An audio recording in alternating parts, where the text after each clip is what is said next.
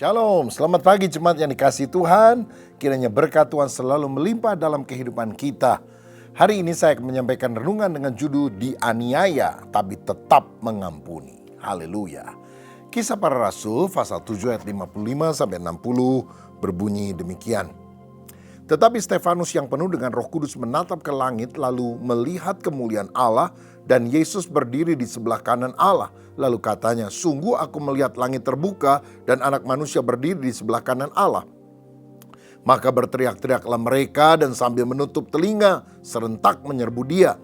Mereka menyeret dia keluar kota lalu melemparinya dan saksi-saksi meletakkan jubah mereka di depan kaki seorang muda yang bernama Saulus. Sedang mereka melemparinya, Stefanus berdoa, katanya, ya Tuhan Yesus, terimalah rohku. Sambil berlutut ia berseru dengan suara nyaring, Tuhan, janganlah tanggungkan dosa ini kepada mereka. Dan dengan perkataan itu meninggallah ia. Saudara-saudara, seringkali kita cemas karena melihat situasi yang ada di sekitar kita. Seperti halnya Petrus ketika memandang Yesus, dia berjalan di atas air. Tapi ketika melihat sekeliling, dia terbenam. Untunglah Yesus segera menangkap dia. Stefanus juga menghadapi situasi yang sama.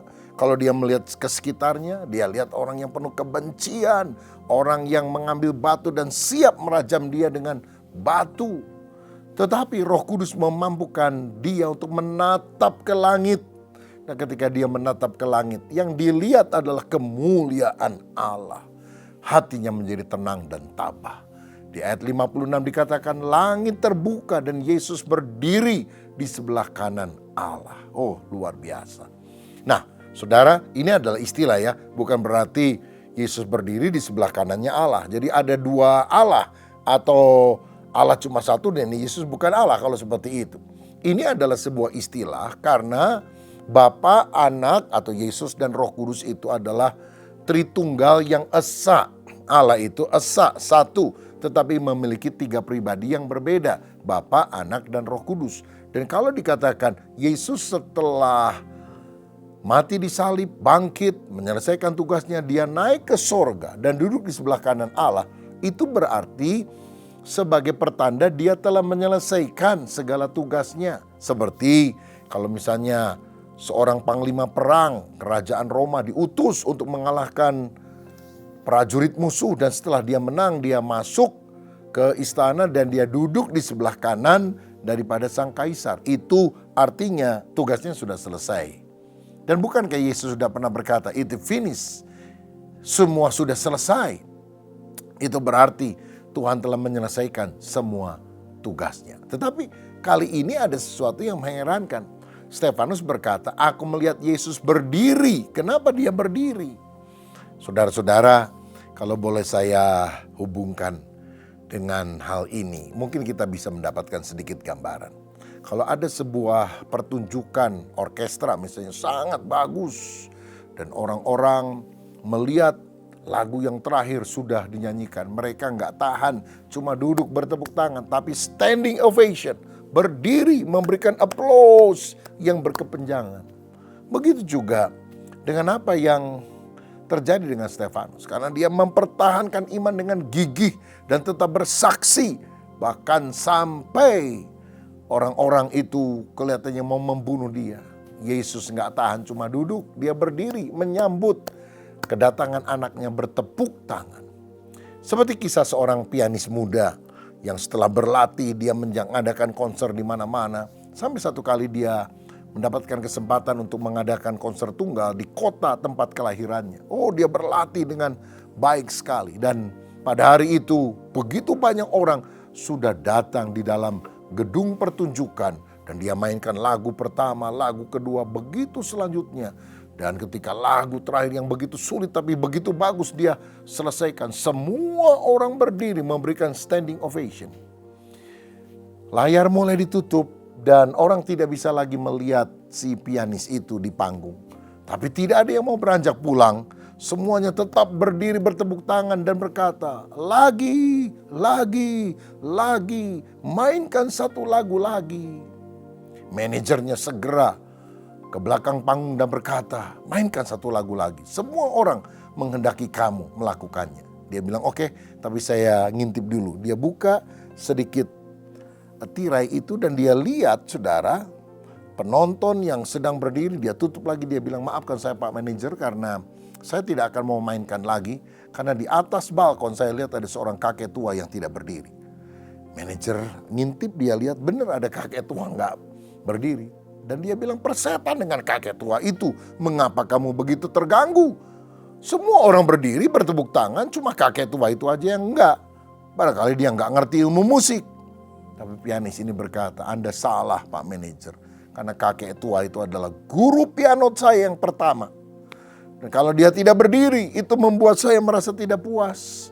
Saya harus berlatih lebih giat. Sampai satu kali kalau aku main lagi di sini, aku enggak peduli enggak ada orang yang berdiri. Aku hanya ingin melihat kakek tua itu berdiri, bertepuk tangan, mengacungkan jempolnya dan berkata, baik sekali permainan. Saudara-saudara, satu kali kita yang percaya kepada Yesus akan pulang ke sorga. Tapi apakah Yesus akan berdiri menyambut kita? Oh, memberikan standing ovation. Engkau anakku yang luar biasa. Aku sangat senang menyambut engkau. Kalau kita tidak yakin seperti itu, masih ada kesempatan untuk kita membenahi diri. Minta waktu, anugerah kepada Tuhan untuk kita hidup, meluruskan sikap hati, meluruskan kehidupan. Supaya kalau kita bisa pulang ke rumah Bapa, dia akan berdiri sama seperti Yesus menyambut Stefanus. Haleluya. Tetapi ketika Stefanus melihat kemuliaan Allah yang begitu luar biasa, orang-orang Yahudi itu berteriak-teriak, menutup telinga, menyerbu, menyeret dia keluar kota Yerusalem. Karena Yerusalem dianggap kota suci dan tidak boleh dilakukan hukuman rajam di sana. Lalu mereka melempari dengan batu sampai mati. Saudara, orang yang mata hatinya tertutup hanya diwarnai dengan kebencian, pembunuhan, akan melakukan hal-hal yang sadis. Karena itu kita harus selalu minta hati yang bersih, tidak iri, tidak benci. Dan herannya orang-orang ini menitipkan jubahnya karena takut kotor, terpercik darah atau debu kepada seorang muda yang bernama Saulus. Saudara, mereka nggak peduli dengan hati yang kotor yang semestinya dibersihkan. Mereka lebih peduli kepada jubahnya supaya jubahnya tidak kotor. Titip kepada Saulus, seorang muda yang juga benci kekristenan, yang kemudian menganiaya jemaat. Tetapi Tuhan menjamah dia dan berkata di pintu gerbang kota Damsyik, Saulus, Saulus, mengapa engkau menganiaya aku? Rebalah dia ke tanah, buta, dan akhirnya dia menjadi Rasul Paulus yang memberitakan Injil di mana-mana. Tepatlah sebuah ungkapan yang berkata, darah martir adalah benih gereja. Stefanus mati, tapi mati satu, tumbuh 1000. Muncul orang-orang lain yang justru dipakai oleh Tuhan untuk memberitakan kabar baik. Gereja makin ditebang, makin berkembang. Makin dijepit, makin melejit. Karena kita punya Allah yang luar biasa. Dan menarik sekali, menjelang akhir ajalnya, Stefanus berdoa, ya Tuhan Yesus, terimalah rohku. Dia berlutut dan berkata, Tuhan jangan tanggungkan dosa ini kepada mereka. Apa yang dilakukan oleh Stefanus adalah meneladani Yesus. Dia mengampuni, tidak ada kepahitan hati. Saudara, kita juga mungkin bisa mengalami hal-hal yang tidak enak, menyakitkan, orang menyalah pahami kita, mendiskreditkan, memfitnah kita. Tetapi biar kita berkata, Tuhan jangan tanggungkan dosa ini kepada mereka. Ampunilah mereka karena mereka tidak tahu apa yang mereka perbuat. Saya percaya kalau kita memiliki hati yang mengampuni, berkat Tuhan akan melimpah.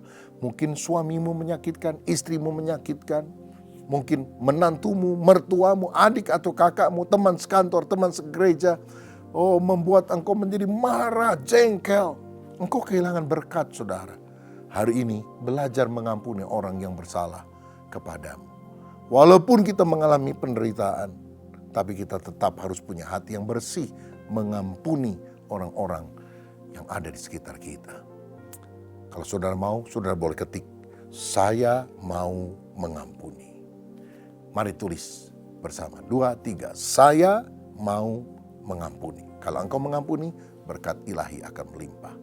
Saudara, dengan doa itu, ya Tuhan Yesus terimalah rohku, Tuhan jangan tanggungkan dosa ini kepada mereka, meninggallah Stefanus. Saudara tahu Stefanus artinya apa? Mahkota. Mahkota pemenang. Dan saya percaya Tuhan telah memberikan mahkota kehidupan kepada Stefanus yang setia. Karena dalam Wahyu 2 ayat 10 dikatakan, hendaklah engkau setia sampai mati, dan aku akan mengaruniakan kepadamu mahkota kehidupan. Kita berdoa, sampai akhir hayat kita setia kepada Tuhan. Karena telah tersedia mahkota kehidupan bagi kita yang percaya kepadanya.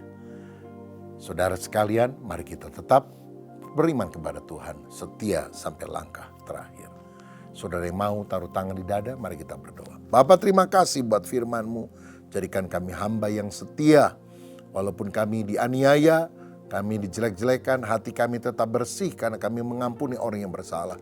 Dan kami tidak lihat kondisi sekitar, tetapi kami memandang ke atas. Yesus berdiri di sebelah kanan Allah Bapa. Berkat atas kami dalam nama Yesus. Amin. Tuhan memberkati.